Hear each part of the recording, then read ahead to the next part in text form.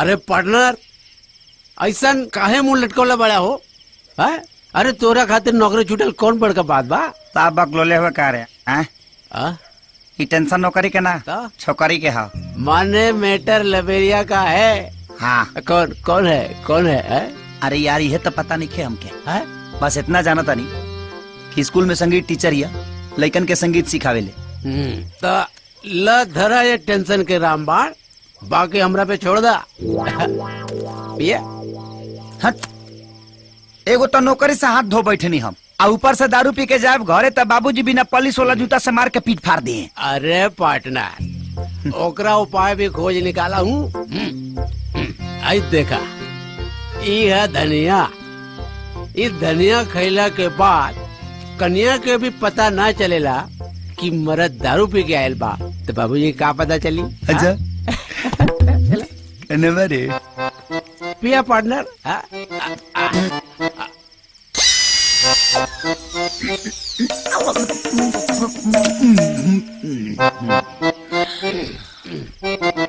Partner एगो बात पूछी? पूछा। रे बिहार में तो दारू बंद हो गई बा, जर्सी के तोरा कहाँ बैठा गई? हम पहले ही ले लेनी। अच्छा खेत कोड़ के कोल्ड स्टोर बना के रख ले बानी। अच्छा बनो के से पहले पिया पार्टनर। पार्टनर ढेर रात हो गई बा, चल घर चल। घर चला पार्टनर।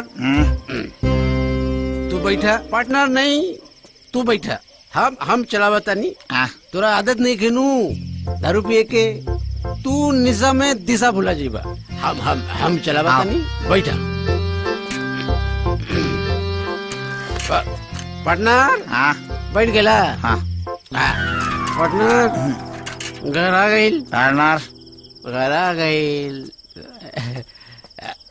पार्टनर धनिया।